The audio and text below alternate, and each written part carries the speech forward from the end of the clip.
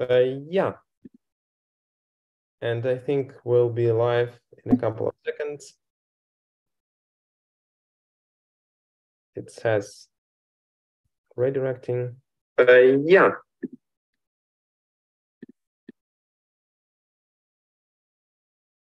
Okay, and I think we are live. So thanks, Andrii, Okay. for joining me. Can you see me? Can you hear me well? I can see and hear you pretty well. Cool. So hi, everyone. This is our first experimental live stream. My name is Sergey Danilenko. I'm located in Ukraine, in Kyiv, capital city right now. And I decided to start this series of live YouTube streams with my colleagues, friends who are doing great stuff here. One of the purposes is to show the world how beautiful Ukraine is, how awesome people, and what great stuff they are doing. Andrii, thanks for being my first guest in this stream. We knew one another for a long time, but anyway, I have so many questions to ask about your life and what you're working on. Let's start from the very beginning. Where were you born? First of all, thanks for the invitation. And I enjoy taking risks and doing things for the first time. So, really happy about that. I was born in Kharkiv, born and raised mostly, but then I started traveling all over the place. So, I'm a bit of a everywhere person. How many countries did you visit? I didn't really count them, but I did live in Ukraine, in Lithuania, in US, and I traveled a bunch over Europe, uh, Egypt, Israel, China, Turkey, other Have stuff you in Europe as well. have you ever thought of staying anywhere permanently, like migrating? I know, but I my whole idea back when I was studying in Kharkiv is thinking that I want to have an ability to be able to travel from time to time. I'm not sure exactly where I'm going to live, but I need to be able to move different places. And so I mostly stay in Kyiv right now, but once we're actually able to travel a lot, I will do that as well. And then we'll see how it goes because I have no What idea. was the first country? What was the first country that you visited? I have no idea. I don't remember. It could have been Switzerland or something. I think I was Oh, probably 14 when my parents sent me to an English school in Switzerland. That was fun. yeah, I know that you studied law. Why law? It kind of happened. Probably one of the reasons is because I didn't want to study math and didn't want to do and chemistry as well because another option was being a doctor, but I'm not really good at mathematical stuff and calculations and so on. So I would probably be pretty bad at doing the test for that kind of stuff. So instead I did like history, English, and language, which got me very high marks. So I was able to get into a law school or something similar. And my dad was a lawyer. He had some lawyer friends, and so I became a lawyer, but I didn't stay a lawyer. So So the law is a broad term. yeah, Do you practice like any specific branch of law? yeah. Going from the idea that I wanted to be able to move and to work internationally and work uh, globally, really, I started doing IT law and essentially tech transactions and stuff like that because I understood that that would be the thing which connects us to the rest of the world the quickest probably. So I started doing that, and at some point after doing law I transitioned into actually doing the tech stuff, and so now I'm kind of doing a bit of both. What is tech law exactly? Are you talking about patent law? It's mostly about I focus mostly on contract stuff, so negotiations and contracts and business setups, and essentially having helping people arrange the structures of work that they need. So let's say you have a R&D company somewhere in the States, but you're hiring people in Ukraine, or you have a company over there, then you need an operations company somewhere else, but you still need to connect all of those things together to make sure that it functions properly, and you can show it to your investors and it works and everybody's happy. So we help in parts of those processes, working with US lawyers, European lawyers, Ukrainian lawyers, IT people, and so on. All right, you studied for some time in the United States, right? I did. I got an LLM in Cornell, which is the least famous of the Ivy Leagues, but it's still one of them. But yeah, it was a pretty fun time. Ithaca is gorgeous, as they say. Was there an option to stay in the United States? I did have a requirement from the fund that I get funded by to come back to Ukraine, but I cannot say that it's really the thing that made me come back to Ukraine. There are options and there are examples of people actually saying okay, I'm going to find a job and I'm going to pay the fund back and I'm going to stay in the States. But I'm not the kind of person. I don't know if it's a good or a bad thing. I'm not really a big planner. I'm not great with long-term things in the way that some other people are. And law is the type of thing, in the States at least, is the type of thing that requires long-term planning. So you go to law school, then you have to do outreach for a certain number of companies and clients to try to land a job. Then you land a job, then you work for 9 years, then you start getting progressively higher payments. Hopefully you're in big law, and then you have a partner track and so on. So your life is mostly scheduled for the next 10 to 12, 15 years. It's not my kind of thing. And I felt that in Ukraine, a lot of the stuff that we have is not really regulated or structured, or hasn't even been built yet, which felt like a good option to start doing that with less rules and more ability to have fun and do things differently. So that was what I was doing. Plus, it felt like even at the time where I was coming back, which was about 2017, it felt like the place to be, and it felt like a part of the. It felt like it could become one of the centers of the world, which it is becoming right now. Honestly. Wow. What is the name of the fund? Can you mention it? Yes, it was a seed grant program by WNICEF fund. I'm not sure I'm pronouncing correctly, but so it definitely was a seed grant program, and they funded MBAs and a couple LLMs to go study in top universities all over the States, and not only in the States, and then come back and to do some good here. What is that year when you came back to Ukraine? What did I do, or what is the year? Yeah, what is the year? I think I came back in 2017. I think so. Yeah, and if I remember correctly. What did you start to do? I landed a job in an outsourcing company first because that felt reasonable and clear. Can you mention the yeah, I worked in Nix Solutions. It's a pretty big company in Kharkiv. And I think at the time they had probably 1,500 people or so. Wow.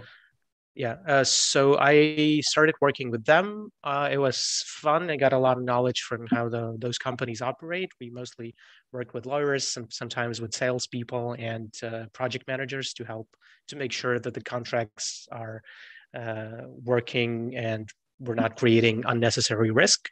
But at some point, I got an invitation to join, well, at least to try myself, to join a product company in Kyiv. It was essentially a group of companies called ZEO Alliance, and I joined there in a role of marketing compliance officer. But I kind of transitioned into working with data privacy and management for prepping for the general data protection regulation and all kinds of stuff. That was fun as well. That was a crazy time because we had to prep a group of 5 companies to GDPR simultaneously.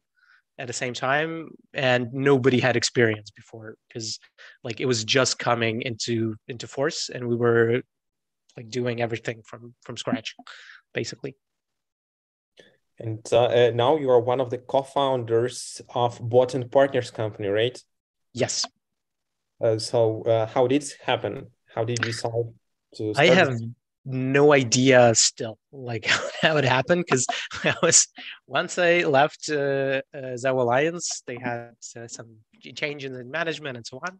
I left them. I got a different offer from a small startup that I joined as again a kind of a compliance officer. I worked with them for some time, but at the same time, I didn't want to commit myself to them entirely. So I had some time on my hands, and I was talking to my co-founder Mikita about all different kinds of stuff. We're essentially in a same community together, so we were talking about this and that, like how law is different, how we could make it better, like what kind of stuff can we do to make lawyers' life easier, and how do we make that work doesn't suck as much. Basically, was the main question.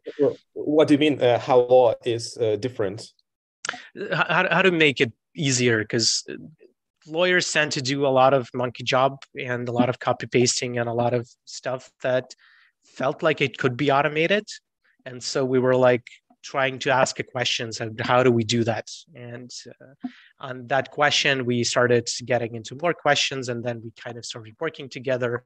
And then I somehow ended up being a co-founder, co-owner of the company. So we started doing all different kinds of stuff in that regards as well. You give some examples of law process automation? Yeah, there are a lot of stuff. Basically, the one that is working almost everywhere is all kinds of contract automation. So let's say you have a bunch of people, you need to create constructs for them, you have to have payroll, you have to have them sign policies and documents and so on. A lot of the stuff is done manually. Most of it can be automated. And then you can go to digital signature and then you can automate that as well. So the process becomes much more streamlined and simpler. There are more fun stuff as well. Let's say you're talking about international compliance, then you would have, or just national compliance, where you have to make sure that, let's say, your company is not Russia owned, is not or not a Iran owned company, or unrelated to them, and so on. So you need to check them towards a certain level of compliance to make sure there's no beneficiaries which are on the sanctioned list and so on. So a lot of that is done by aggregating a bunch of data into your systems, putting flags, doing risk analysis, and making sure that, okay, do we work with this one or we don't work with this one, and so on. Mm-hmm. So, but in a lot of offices and a lot of companies, it's currently done manually. Like you actually have an Excel spreadsheet, which you fill out based on an email that you got from a different company, from your subsidiary or whatever, asking like, can you check these guys? And then you go and you look into Google and you check like how it's done. So we help automate that kind of stuff as well. Andrii, but this sounds like a hard sell because you come to the company and say, okay, you have dozens of hundreds of lawyers. You actually don't need them all. Let's automate stuff. That's the fun. They usually don't. Like sometimes you have literally thousands of companies, like thousands of employees and companies that they need to review. And it's being done by like a team of 3 to 5 to 10 lawyers who are pulling their hair out because they're dying inside because they have to do all this stuff manual. They're so bored that they are ready to. they're both bored because it's boring work, but also they're burning because it's too much of it. Like, so you have a mix of like everything is coming all the time. There's a lot of it, but at the same time, it's very manual. So those people tend to suffer, and the sell is usually that we help you suffer less. Like I cannot say that we're gonna take away all of the suffering, but it's gonna be less of it. Can you speak a little bit about the early days of Bot&Partners company?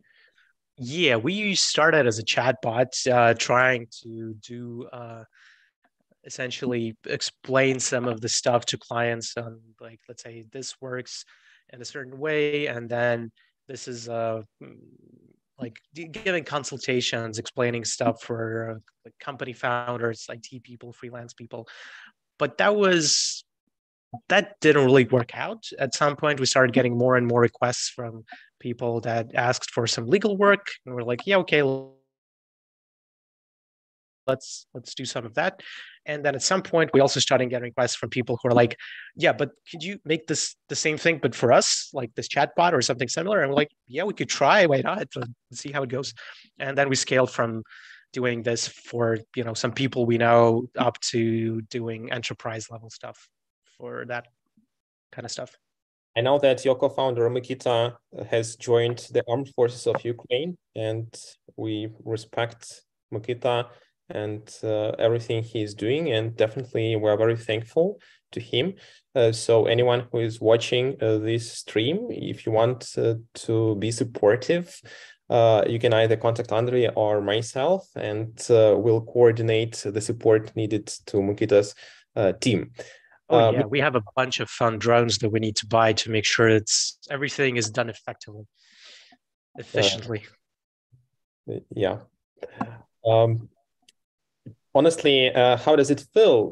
You're like sort of all alone now for more than a year, almost a year, operating the business. Well, I cannot say I'm alone because the team that we built is and was and will be pretty self-reliant in many ways. So we didn't really build a team of like really top-down type of management. And most people that we worked with have been pretty self-reliant, and they're able to work with clients directly. They're able to figure stuff out by themselves without like instructions, and that's how we prefer it. We don't like building a, gonna sound funny, but a drone army, right? So we prefer people like we're a pirate ship more or less, and so we work as a pirate ship rather than a like a big empire boat. So I didn't feel being alone with that. I also had help from my clients, friends. We talked with you a lot. We worked in some projects with some of the teams from our communities and so on. So that also felt very inspiring and helpful. It's hard because I'm not the operations kind of guy. I'm a very lazy executive CEO or whatever. So most of my work is finding leads and hoping to match them with the people who can do the job, and then letting them have the fun. So that you were learning from the Ream world and other strategies. Yes. Yeah, basically. Cool? Yeah. What did you learn? One of the things you learn in RimWorld, basically, it's a management simulator where a bunch of people with different skills and different passions for different kinds of work land, and also different psychological issues, traumas, and everything. It's all part of a simulation. They land on a planet somewhere, and now they have to survive in this dangerous planet where you're getting raided by bandits. You have to hunt. You have to grow food, but then there's suddenly a toxic rain. But you still have to build shelter, and you have to do all this kind of stuff. But the point is, you don't control them manually. So you set up priorities for different kinds of people based on their skills and like times when they work, and based on their preferences and again psychological issues. And then you see how it turns out, and you iterate over time based on what happens in around you. You can build blueprints, and you have to build blueprints for how the system works. For example, the base itself, but you have to balance out all kinds of stuff in the game. So honestly, if somebody asked me to redesign an MBA program, for example, I would redesign it based on RimWorld, because it gives you a simulation how to balance all different kinds of stuff in your company. And then also it gives you a sense that most of the stuff is not predictable anyway. So like you're going to have bad times, good times, happy accidents, terrible events that were not predicted, but you have to sort it out. The game doesn't end most of the time. So when somebody dies, let's say in your company or in the game, or something terrible happens, you have to go from that. there's usually the best way to play RimWorld is not having a reload save. You just like you lose something and then you go on. Like even if the base is completely destroyed by, I don't know, underground ants or cannibals from a different country, you can still stare at the map, and at some point somebody will come that you can now control to rebuild what's been destroyed. Okay. So yeah, I can see this online course, how to reorganize the MBA based on RimWorld learnings. This sounds very global. You are operating on a global scale, right? We've mostly been working in terms of our tech stuff. We've mostly been working with Ukraine right now, but we're trying to expand more into other companies and communities and try to work with them, because I know that the workflows that we're working with are very similar. The tools that we're working with are international and they're able to be applied internationally, like Corazoid, Coda, Airtable, Make, Zapier, whatever. All of these kind of tools, we can apply those for the workflows that people are using, and I'm integrated into the international community talking about this as well. And we have people who are able to do it here, so they're able to do it there. Yeah, in terms of legal, we work with clients pretty globally, but mostly it's Ukraine and United States, just because we have more of a connection in terms of business network. How do you cope with all the blackouts and everything? How's your team coordinating during these times? One of the things that we did is to become much more synchronous in terms of communication. So much more reliant on writing stuff down and then being able to pass enough information to the other team so that they can pick up working from the thing that was written, instead of waiting for a call to happen so that we can synchronize, but instead just write stuff down and then people will try to understand it. That's one thing. And the other is we're pretty distributed. So we usually tend to have blackouts and issues in different times of day and night and so on. So we're kind of able to level that out. How did you spend your day of the 24th of February, 2022? I woke up, I slowly got up, understanding what is happening. I helped my friends who I was staying with. Do you mean in Kiev, right? Yes, in Kiev. I helped my friends pack up some of their stuff, put them in a car to drive to a place. I ate a sandwich that was in the fridge because I think it was going to be ruined otherwise. Then I took a scooter and I drove home to my place and started packing over there, along with my mom, who was in Kiev at the time.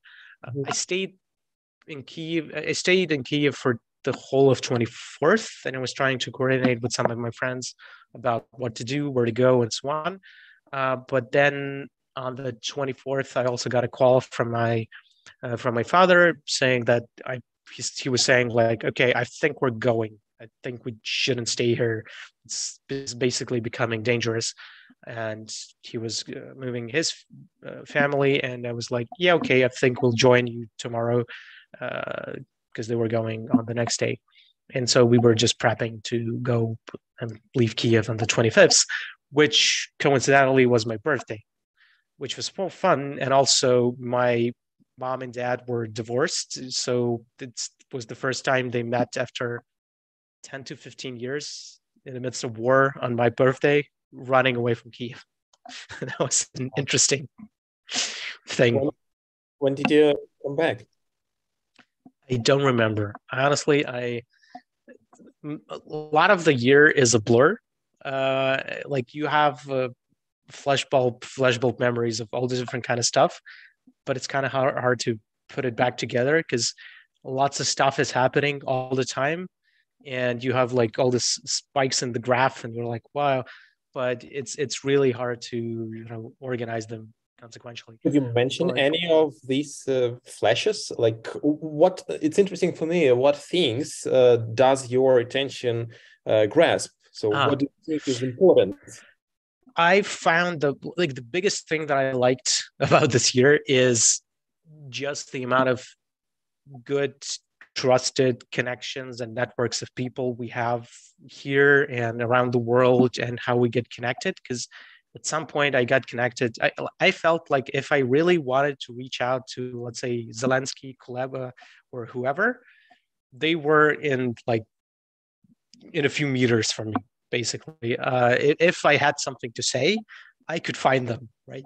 And it really felt like that, and it still feels like that. And if over the time we've built kind of this network and coalition of people doing all kinds of things. For example, if somebody needs help in the front, then we can organize some purchase for them or delivery. So if, let's say, one of our government agencies needs help, then sometimes we can consult them, create a chatbot or create a tool for them if they need it, and so on. It's something we did with some of the teams that we worked with. If I need help and a place to sleep, I'm sure that I have people in essentially every town somewhere that I can find and have a bed. So that felt like the biggest thing, and this is something that I remember most, is those moments of connection between disparate groups of people around the country and around the world. Yeah, for me, you have always been such a networker person with a huge network of super versatile connections. Can you mention maybe briefly all those spaces and networks and projects that you are somehow connected? I understand that you are not managing dozens of staff as the chief manager of something, but you are related to so many people. Just could you mention those, I don't know, groups, channels, networks? So I have a chat which I'm managing. It was an Ocean Ambassador group. It still is. I'm also an Ocean Ambassador, where we have about 600 people from all different kinds of companies and like media companies, IT, and so on, who also coordinated in the first days and helped each other on all the different kinds of stuff. Like some people they used tools like Notion to coordinate attacks on Russian convoys in the first days. So they essentially built a program to make sure to actually track their movements and to give attacks on those. We had people who put up some of the first fundraising pages over there. For some of them, I did nothing. I just gave them like a help with a website to make sure they're indexed properly or something like that. We connected with teams, for example, like Kurozoid, to build a chatbot for people who were moving across the country, so that they can find help and support in all the different places around the country in like local administration centers. We also worked a little bit with lawyers who were documenting crimes. We worked with people who were documenting cultural damage that was being done to different organizations. For some of them, we just basically consulted them on like, here's the tool that you use, and we can help you with something, but then, we'll see how it goes. What else? Yeah, we worked with lawyers a lot, and I still work with a lot of them, helping set up communication channels for law clinics, and essentially consulting for groups of people who are not able to purchase help or just need to find it somewhere locally and internationally. We're doing that right now. I'm also working as a war interpreter, translator, essentially kind of like that, translating stuff for Ukrainian soldiers from English to Ukrainian, from Ukrainian to English, where they need to communicate with some of the instructors that we have. Based on those connections, we are now developing a couple things for the army itself, so that local commanders can use tools to automate their document workflows, because they have a lot of it, but they need help with it, obviously. We also did fundraising for a couple of organizations. We did. I I don't have a list. There's a lot. Perhaps to make it more efficient, you could mention how other people can join these initiatives. So Notion is understandable. There is Telegram channel. Chat, yes. Everyone who would like to stay in touch, just find this channel. What are the ways to be of any help to the project that you are mentioning?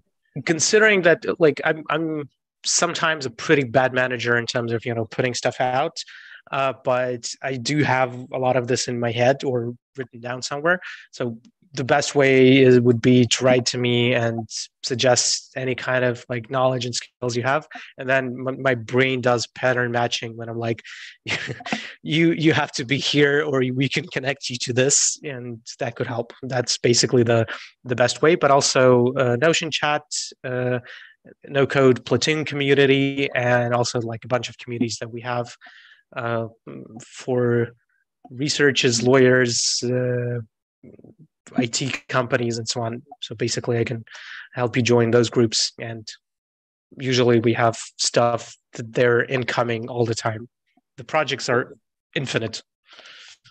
Great. Okay, the last question. Is there anything I should have asked but didn't ask that you would like to comment on or mention? I think I forgot to prepare the one. Yeah. I don't know. I don't know. Oh God. Would you like maybe to comment on this project taking place in Lviv? Or that's sort of basically yeah. That is sort of secret. I don't know. Can you repeat? I think the connection is breaking. Like, can you hear me now? Yes, I can hear you. Yeah, I was asking if you can comment on the project you are running or managing in Lviv. I'm gonna be building a course for Ukrainian law students on all the different kind of tools and stuff they can use.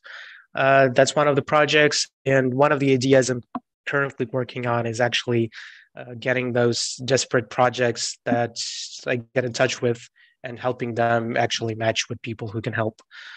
So that's one of the things that we're also developing right now. Yeah, basically, what I wanted to say is also, if you feel like you have a skill that's useful or unique or interesting, then it can probably be applied in Ukraine.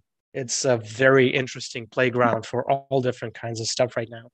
And you can have a lot of impact and good value, and you can add something for people who are in actual need in all different kinds of situations. So if you have a interest or a desire to do that, yeah, you can talk to me, you can talk to Sergey. He also knows a bunch of those, so that we can contact you with proper people who are actually working on that. And that comes to both donations, services, products, ideas, bunch of stuff. Like there's infinite need for everything. Let's hope we'll have infinite inspiration and curiosity. Yes. Thank you, Andrii. Thanks so much for joining this experimental stream. It will be on YouTube in a moment, and happy to share this link across our networks. Come send invitations to Andrii in the social networks that he mentioned, and let's stay in touch, everyone. Thank you, Andrii. Thank you for inviting me. Thank you so much. Thanks.